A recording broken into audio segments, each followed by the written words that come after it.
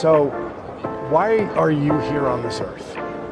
So it's interesting. I think, to your point, certain events happen in our lifetime that allows us to figure out who we are and what our mission is. And I'm from New Orleans, Louisiana, and I spent the first part of my adult life producing events like EarthX and conventions and conferences and sports events. And it was really, an interesting way to make a living, and I really enjoyed myself, but it felt a little empty. Like I really wasn't using my skill set to the maximum capacity. And then... So it felt like you were, I'm just going to make it up to see if this is right, but like you were more of outward entertaining and celebrating. Exactly. And there was something deeper calling you? Is that a good... And being in Louisiana, we are a heavy oil and gas production state. Yes. And so we don't tend to think about the environment other than how it affects our hunting and fishing, right? Yes. And so, but fast forward to 2005, we had a major event in our lives called Hurricane Katrina, and it totally wrecked our city and flooded it for multiple weeks. And we thought for a long time that it was going to be too difficult to rebuild at the scale to build an entire city.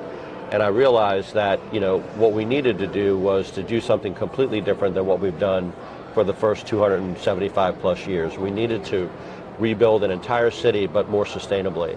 And the way you do that is to look at, how you're building your homes and your businesses, how you're producing your agriculture, but more important, how you're creating your energy. So in 2007, I worked with a number of environmental associates of mine, and we wound up drafting the enabling renewable energy tax credit in the state and wound up getting it passed in 2000. I said, well, I built sustainable housing and I needed some solar on my house to make it more efficient. And he said, well, my name is Shane, and I'm from a company called SunPower, and you're not in the home building business anymore.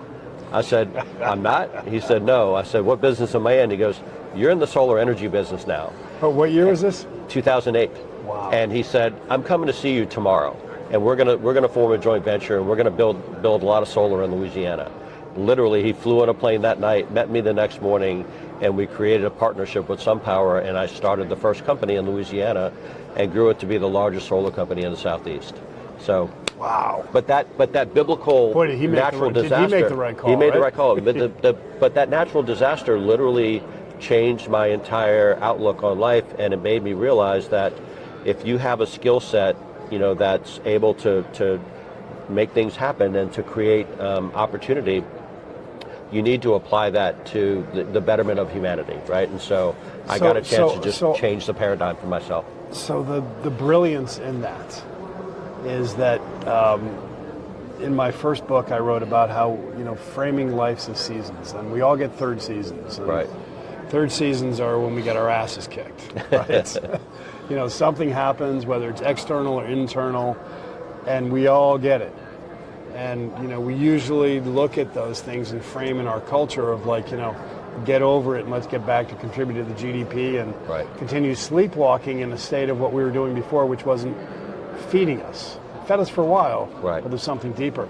So to be that hero on the journey, to actually be in that pain and have the courage and insights to be able to use that and transmute that into your gifts and your power, man. Thank you for doing that, because it was exciting. Exactly what we do with the foundation talk about.